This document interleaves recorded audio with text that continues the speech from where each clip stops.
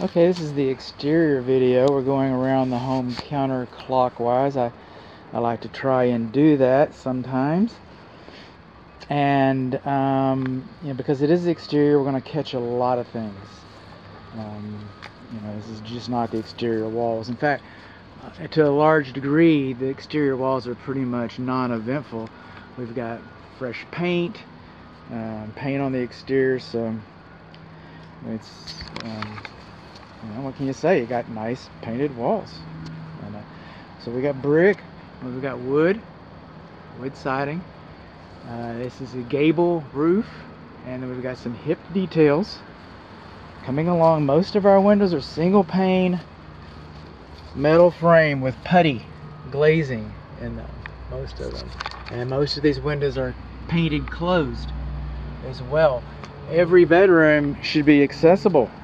Okay, you should be able to get out of a bedroom in case of an emergency. I mean, just some people feel kind of strongly about that. Okay, this is a window that's been missing. It was missing so that a window air conditioner could be installed. Window air conditioners are beyond the scope of this inspection. I'm going to run it. I'm going to see about it, but it's a little beyond my expertise, to be fair. The only way to really inspect a window air conditioning unit is called bench testing it. There's really not a field test for a window air conditioner that I feel confident in. Rain gutters discharge above grade, and they should discharge several feet away from the house. They shouldn't discharge that close to the structure. Okay, over here, what we got here is Terminix On Guard termite treatment around the system, around the house perimeter. Now, the thing about these is that there's professional, which the Texas Structural Pest Control Board recognizes, and there's consumer grade that you can get at a box convenience store, which the Texas Structural Pest Control doesn't recognize. Another thing about these stations, these bait stations, is I gotta tell you, that's what they are. They're baits, because termites are blind. They travel by pheromones. That's how they eat, that's how they sex, that's how they sense danger. So all these termites are coming in here to eat this bait, and they're coming to dinner, and they're leaving these food pheromones, these trails, so that the termites come to these, and they eat the poison, and they go home, and they feed it to mama, to the queen termite, and she dies, and the colony collapses. And that's real good, except that after this goes stale, after this goes empty, the pheromones stay in the ground. So the termites are traveling because they're everywhere. I mean, we're in North Texas, and they're beneficial. Over there, they're beneficial. Over here, your house, no, they're not beneficial. So these termites are traveling from all over, coming to eat. And the cafe's closed. Are they going to just give up and go home? Or are they going to go next door and see what they have to offer? This is a main sewer clean out. I'm not seeing a double sewer clean out, but this main sewer clean out, the cap is broken so sewer gases can escape right there. Okay, we're kind of moving around now. Around the east wall, these bushes should be cut back away from the house. They should be cut back away from the house. Again, for the termites. Again, for carpenter ants. Carpenter ants can use them as a bridge and come on over. Do we have carpenter ants? We got trees. We have termites. We got trees. We got all this. This is all carpenter ant and termite haven. So we got all these trees, all these bushes next to the house like this. This is conducive to wood destroying insects. And termites, being blind, they know that you can't see in these trees, in these bushes. They know that. They can sense, temperature. They can sense, So they know. They like sneaky places. Because they can't see, they like sneaky places. That's how they get around for years and years and years. This is the closed door event. It's one of them. And the hood's broken off of it. There's another one around here. I don't know which one's which. I haven't been in the crawl space yet. Be interested to see how far I can even go in it. In these older homes over here by Marsh Lane, it's kind of difficult. But this one, the vent hood's stuck open. The draft hood is stuck open. That has a hood. The flap is stuck open on this one. Hood's missing on this one. patio fireplaces don't really do those. It's beyond the scope. Beyond the scope. But in the meantime, just so that we know, we do not have a screen. We do not have a spark arrestor screen. So if you're out here and this is a wood burning fireplace and you're just burning fire and roaring, looks like they have been, okay? And it's like sparks just fly up and go places. Go places that you don't want them to go. Go places that start trouble. Keep a bunch of old wood around here because termites always need something to eat. Moving on along. Here and here and here. Oh, I know I'm missing something. Come on. Termite guard right in the patio. Look at that.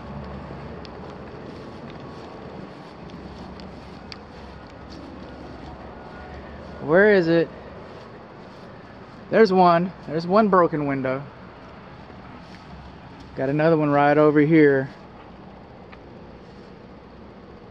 I counted. It's not as obvious as that one. There's a second broken window right there. So far we're counting 2. I know we're going to run around one at the front too. So I know that there's at least going to be 3. But we're counters. We're counters. We're going to keep counting. This patio deck has no ventilation. This patio deck has wood to ground contact, which is conducive to wood destroying insects. And then they painted it, which looks nice. It'll look nice for a couple years. For a couple years, you're gonna sit out here and, you know, smoke a Moderno beer and, you know, drink a craft cigar. You know, you're gonna enjoy it. You know, living the urban life. But it's like taking a jar and turning it upside down and putting it on the ground, like for a science project. When the moisture has no place to go, it's going to accumulate and has been accumulating on the bottom sides of all this structure, and it's going to cause wood rot, and it's going to decay, and you know, in a few years, you're not going to be sitting out here enjoying it so much. You're going to be planning on replacing it. Also, some of these steps are higher than 7 3/4 inches. Some of these steps aren't quite 10 inches deep. Some of these steps are not dimensionally uniform, so they are trip hazards for that matter.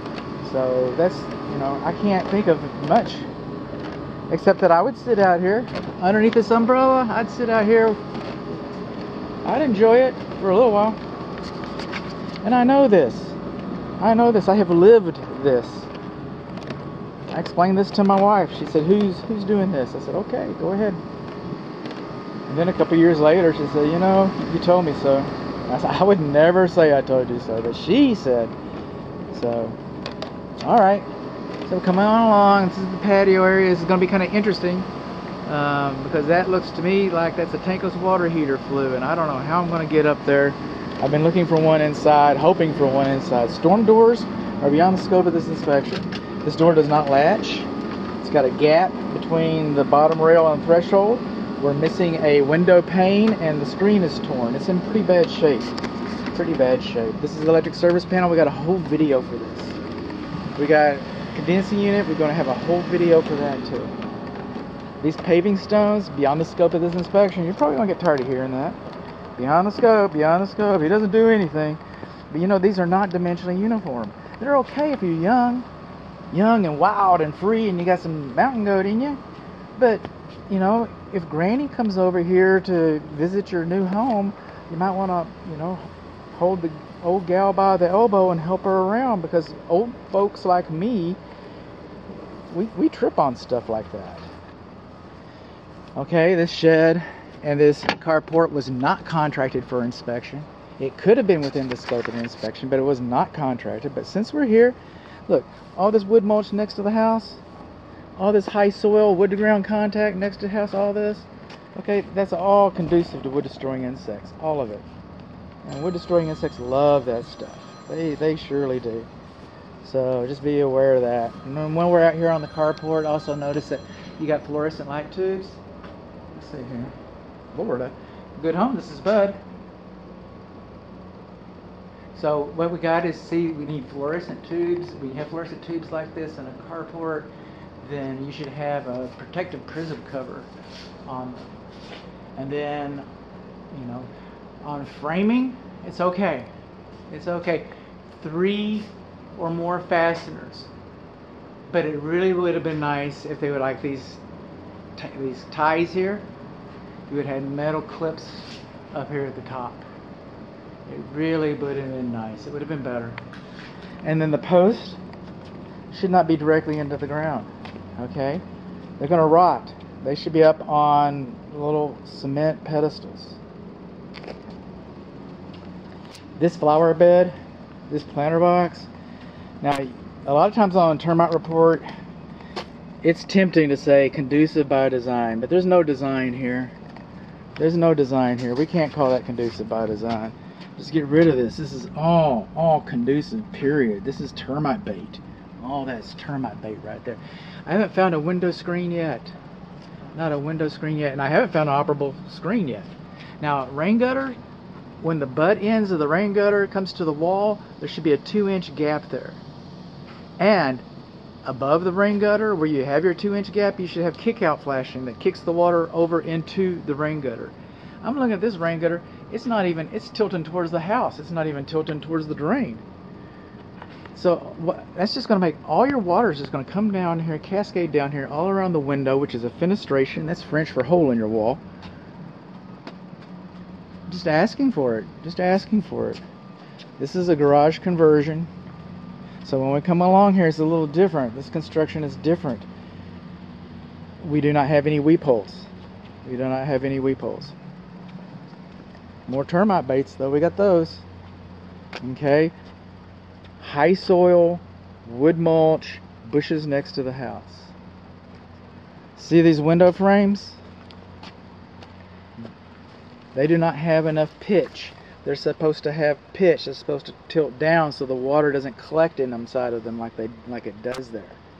All right. So when they built these in here, they were all nice. They were paying all this attention to detail, but they weren't paying too much attention to building practices. These pads, again, not dimensionally uniform. You know, they're fine. I get it. They're attractive. I got some of this at my house, actually. I'm a hypocrite. But okay. Moving on along. Everything's looking kind of nice. See now that's a nice little stand right there. It's supposed to be like that. You know, I like to say good things. This doorbell doesn't work.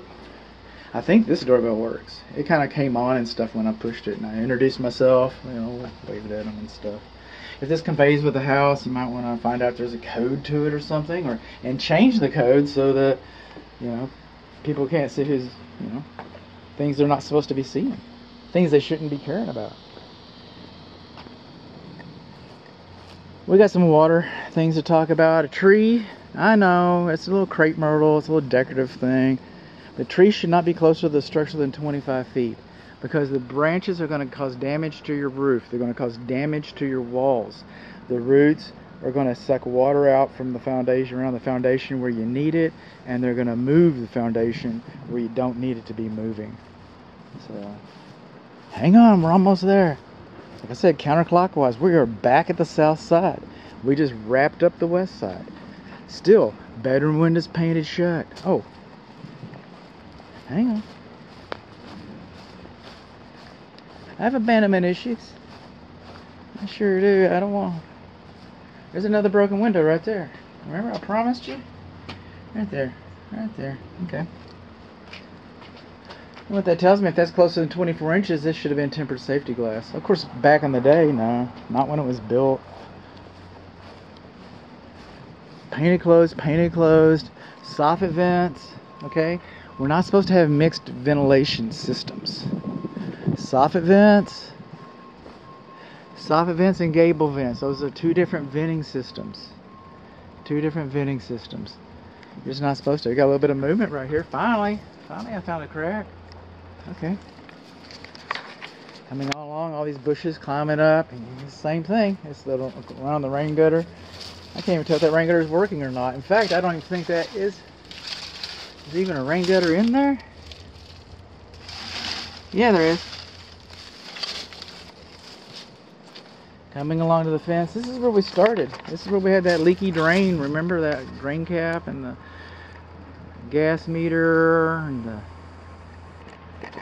window unit. all those things.